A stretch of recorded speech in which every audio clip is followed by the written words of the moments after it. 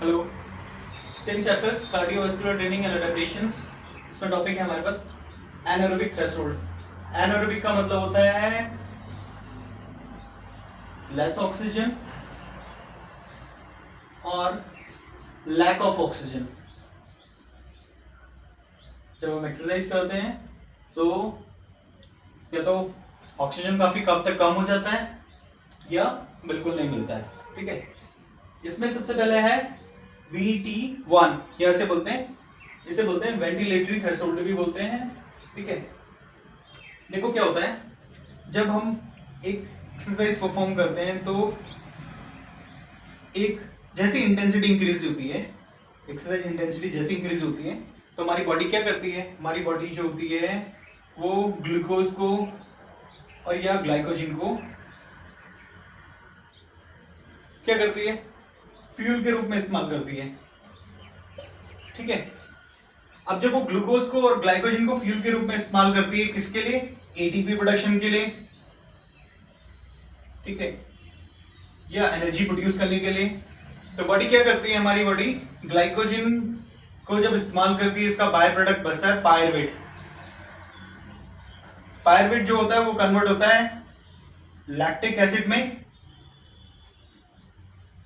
Lactic acid इसके salt में convert होता है जिसे बोलते हैं लैक्टेट।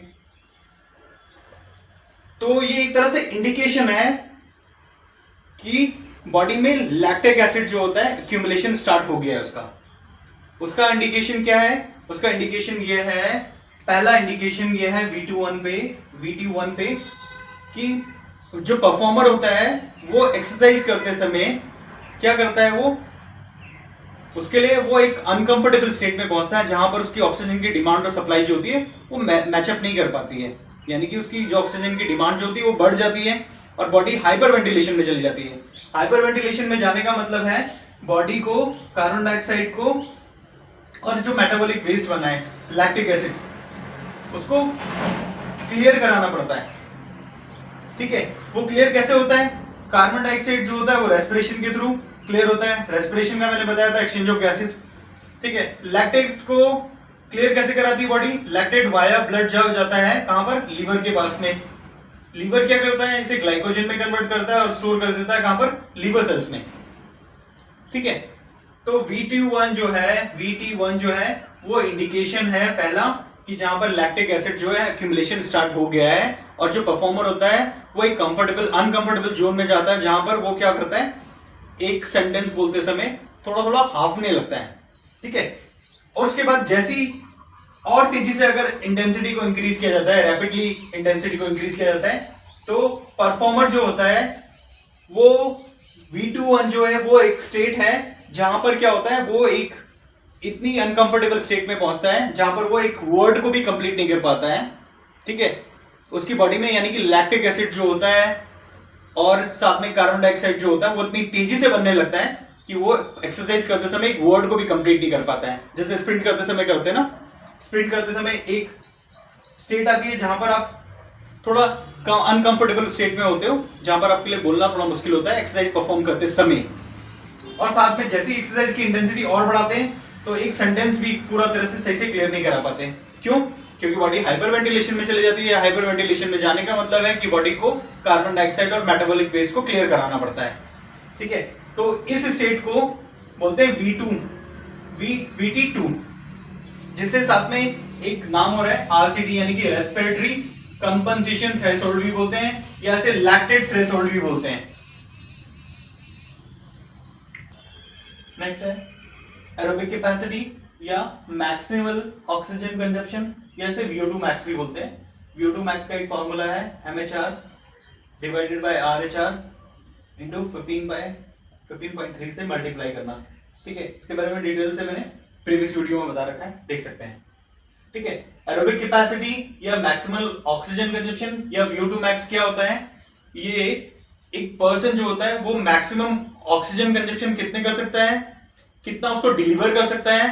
ठीक है, और साथ में उस ऑक्सीजन को कितना यूटिलाइज कर सकता है। ठीक है, ये आ गया मतलब maximum oxygen a person can take, ये आ गया उसकी लंग्स की कैपेसिटी पे डिपेंड करता है। ये डिलीवरी काफी हद तक किस पे डिपेंड करता है, वो जो चारों कंपोनेंट्स है जिसमें कार्डियो रेस्पिरेटरी सिस्टम है, और ये साथ में डिपेंड ये करता है काफी हद तक कि आपकी सेलुलर लेवल पर मसल्स की कितनी कैपेसिटी है को ऑक्सीजन को यूटिलाइज कर सके। ठीक है, तो मैंने बताया मैक्सिमम ऑक्सीजन कंजप्शन जो है उसमें ये पर्सन मैक्सिमम कितना ऑक्सीजन ले सकता है, कितना उसको डिलीवर कर सकता है और कितना उसकी बॉडी उसको यूटिलाइज कर सकती है। ठीक है, वो क्या कहलाता है? वो कहलाता है एरोबिक कैपेसिटी या मैक्सिमल ऑक्सीजन कंजप्शन या VO2 मैक्स। ठीक है, लगभग अप्रोक्स 5 कैलोरी जो होती है बॉडी बर्न करती है 1 लीटर ऑक्सीजन को कंज्यूम करने में। ठीक है, हमारी बॉडी लगभग 5 कैलोरी बर्न करती है 1 लीटर ऑक्सीजन को कंज्यूम करने में।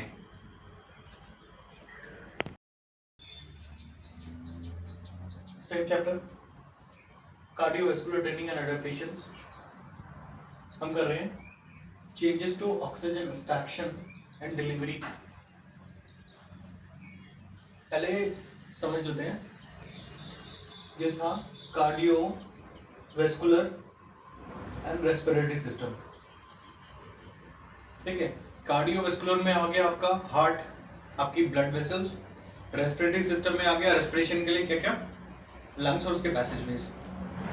ये इनका काम क्या है? एनर्जी सिस्टम के लिए इनका काम है ऑक्सीजन को सबसे पहले क्या करना, कैरी करना, डिलीवर करना और सेलुलर लेवल पे एक्सट्रैक्शन करवाना। ठीक है, या सेल्स किस तरह से उसको ऑक्सीजन को एक्सट्रैक्ट करते हैं, किसके लिए? एनर्जी प्रोडक्शन पे। क्योंकि जो हमारा एनर्जी प्रोडक्शन होता है वो कहां पर होता है? वो सेलुलर लेवल पे होता है। तो जब हम एरोबिक ट्रेनिंग करते हैं तो क्या क्या चेंजेस आते हैं? एक होता है अक्यूट, एक होता है क्रॉनिक। अक्यूट का मतलब है बिल्कुल शॉर्ट टर्म और क्रॉनिक का मतलब होता है लॉन्ग टर्म। यानी कि एक्सरसाइज करते समय एरोबिक ट्रेनिंग से कार्डिक आउटपुट में और ऑक्सीजन एक्सट्रैक्शन में क्या क्या चेंजेस आते हैं वो देख लेते हैं। सबसे पहले है चेंजेस इन ऑक्सीजन डिलीवरी। मैंने बताया था ऑक्सीजन डिलीवरी किस पे डिपेंड करती है? कार्डिक आउटपुट पे।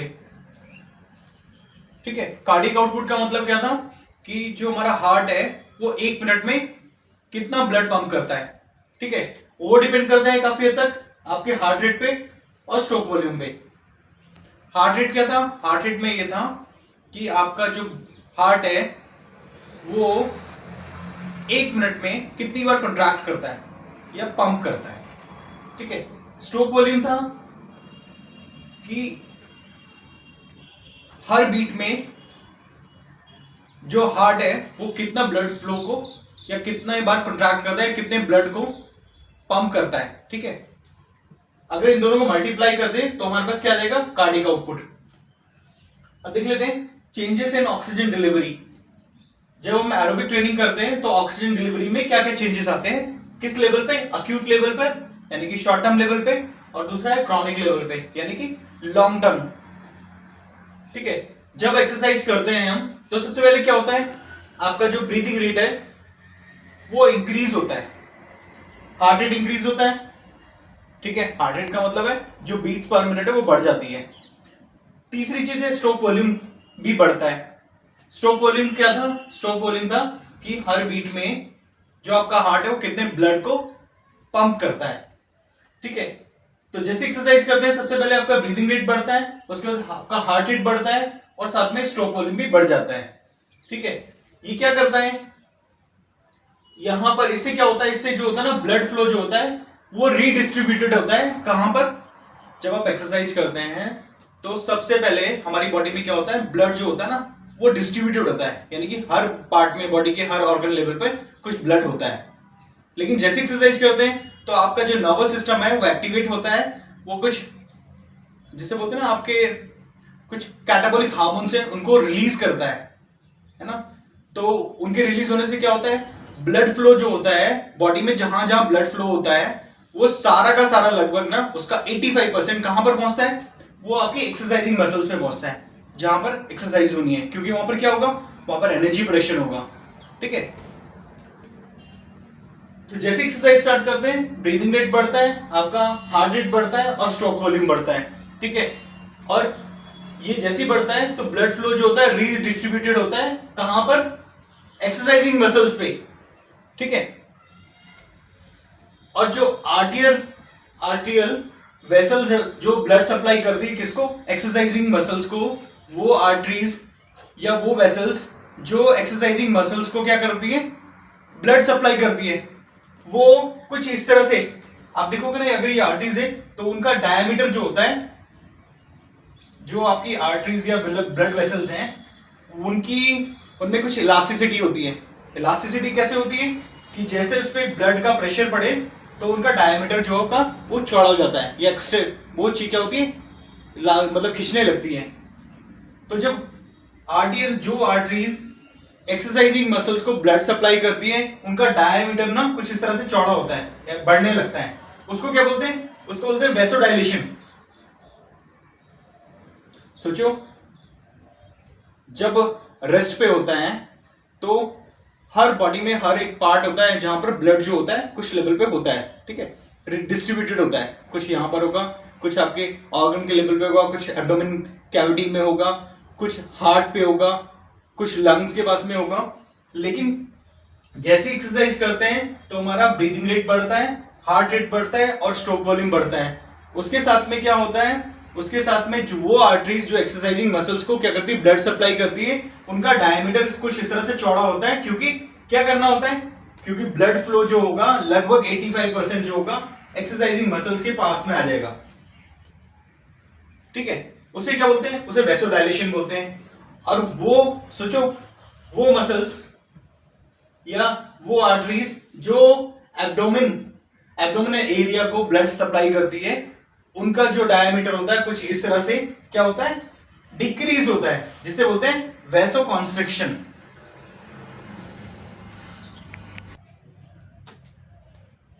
हम कर रहे, मैंने बताया वैसोडाइलेशन और वैसोकॉन्स्ट्रिक्शन के बारे में ना। तो मैंने बताया सबसे पहले क्या होता है, जब रेस्ट पे होता है हमारी बॉडी, जब रेस्ट पे होती है तो ब्लड जो होता है वो कुछ इस तरह से डिस्ट्रीब्यूटेड होता है ना। कुछ आपके कुछ ब्लड का जो पार्ट होगा वो लीवर के पास में होगा।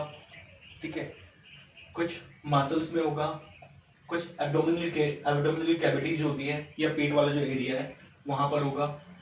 सपोज फॉर एग्जांपल 20% यहाँ होगा, 10% यहाँ होगा, 15% यहाँ होगा, 10% ऐसे इस तरह से होगा। ये एग्जांपल के लिए है, एक्यूरेट नहीं होगा।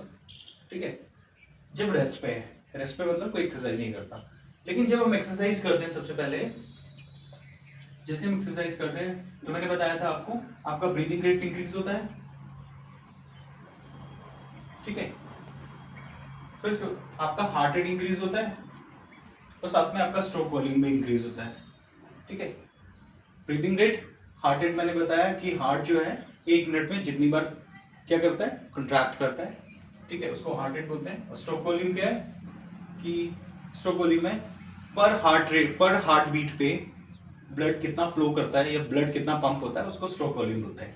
तो जब हम एक्सरसाइज करते हैं हमारा ब्रीदिंग रेट इंक्रीज होता है, हार्ट रेट इंक्रीज होता है और स्ट्रोक वॉल्यूम इंक्रीज होता है। और जो आर्टरीज होती है, ठीक है, जो आर्टरीज होती है जो एक्सरसाइजिंग मसल्स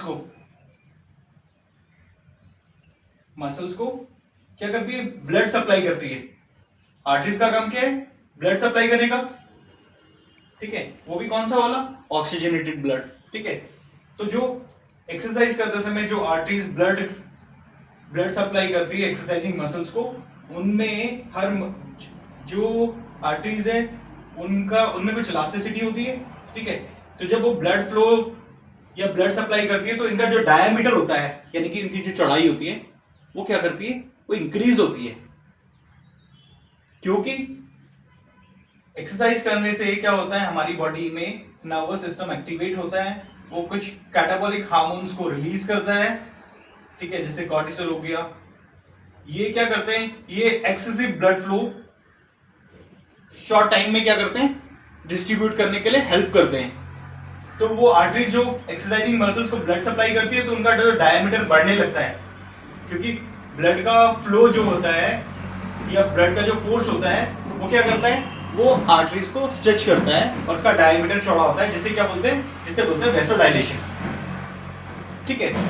और दूसरा, उसी सेम टाइम पे जब एक्सरसाइज कर रहे होते हैं तो एब्डोमिनल एरिया को जो आर्टरीज ब्लड सप्लाई करती है उनका डायमीटर जो होता है वो कम होता है या वो श्रिंक होती है, क्योंकि लगभग 85% जो ब्लड फ्लो होता है वो एक्सरसाइजिंग मसल्स की तरफ आता है। ठीक है, तभी तो फोर्स मिलती है। तो यहां पर क्या होगा, जो आर्टरीज एब्डोमिनल एरिया को ब्लड सप्लाई करती है उसका डायमीटर कम होता है ना, क्योंकि फोर्स नहीं होती है, तो उसको क्या बोलते हैं, उसको बोलते हैं वैसोकंस्ट्रिक्शन। ठीक है, ये है। ये मैंने दो डायग्राम बनाए, कुछ डायग्राम ए और डायग्राम बी। ठीक है, ये एट रेस्ट हमारी बॉडी में जो ब्लड का डिस्ट्रीब्यूशन होता है एट रेस्ट वो क्या क्या है, लगभग 27% ब्लड जो होता है आपकी मसल्स में होता है, ऑलमोस्ट 1800 ml। ठीक है, लीवर के पास 27% ब्लड होता है, लगभग 1350 ml। ठीक है, ये काफी तक डायग्राम जो है अप्रॉक्स है। ठीक है, किडनी के पास जो होता है 1100 ml ब्लड होता है, जैसे 23% हो गया ऑलमोस्ट। हार्ट के पास जो ब्लड होता है ऑलमोस्ट 4% होता है। कब? आपकी बॉडी जब रेस्ट पे होती है, यानी कि किसी भी तरह की आप फिजिकल एक्टिविटी एक्सरसाइज नहीं कर रहे हो। ठीक है, 4% किसके पास में? हार्ट के पास ऑलमोस्ट कितना हो गया, 250 ml हो गया। स्किन के पास होता है कुछ ब्लड। ठीक है, और 14% जो होता है आपके ब्रेन के पास, ऑलमोस्ट कितना हो गया, ये हो गया लगभग 700 ml के आसपास। ठीक है, और अदर्स यानी कि बाकी जो ब्लड बॉडी में जो ब्लड डिस्ट्रीब्यूशन होता है वो लगभग 350 ml। ठीक है, कब? एट रेस्ट पे। जब हम एक्सरसाइज करते हैं तो मैंने बताया था, जब एक्सरसाइज करते हैं तो हमारा सबसे पहले ब्रीदिंग रेट इंक्रीज होता है, हार्ट रेट इंक्रीज होता है, और साथ में क्या होता है, स्ट्रोक वॉल्यूम इंक्रीज होता है। और जो आर्टरीज किसको, आपकी एक्सरसाइजिंग मसल्स को क्या करती है, ब्लड सप्लाई करती है, उसका जो होता है डायमीटर क्या हो जाता है, चौड़ा हो जाता है, क्योंकि ब्लड का जो एक प्रेशर होगा। ठीक है, नर्वस सिस्टम एक्टिवेशन की वजह से जब कार्टिसोल रिलीज होता है बॉडी में एक्सरसाइज करने के टाइम पे, तो क्या करता है, वो एक ब्लड की फोर्स लेगा, जिससे क्या होता है, जो आर्टरीज एक्सरसाइजिंग मसल्स को ब्लड सप्लाई करती है उनका डायमीटर छोड़ जाता है, क्योंकि ब्लड फ्लो बढ़ जाता है। ठीक है, वो इसलिए क्योंकि एक्सरसाइजिंग मसल्स के पास में एक्सरसाइजिंग के टाइम पे लगभग 85% मसल्स 85% ब्लड जो होता है वो किसके पास में होता है, एक्सरसाइजिंग मसल्स के पास में। और जैसे कि इस डायग्राम बी में है कि उसके बाद जो एक्सरसाइज के टाइम पे लीवर के पास जो ब्लड रह जाता है, पहले लीवर के पास 27% था, लेकिन जब एक्सरसाइज करता है तो एक्सरसाइज करने के टाइम पे लीवर के पास सिर्फ 2% ब्लड रह जाता है। ठीक है, किडनी के पास लगभग 1%, अदर्स के पास लगभग 3%, ब्रेन के पास लगभग 4%, स्किन में 2% और हार्ट के पास 1000 ml। ठीक है, क्योंकि हार्ट को क्या करता है, हार्ट भी इन्वॉल्व होता है इसमें। ठीक है, ऑलमोस्ट 84 टू 85% जो होता है ब्लड कहां पर सप्लाई होता है या कहां पर पहुंचता है, वो आपकी एक्सरसाइजिंग मसल्स पे।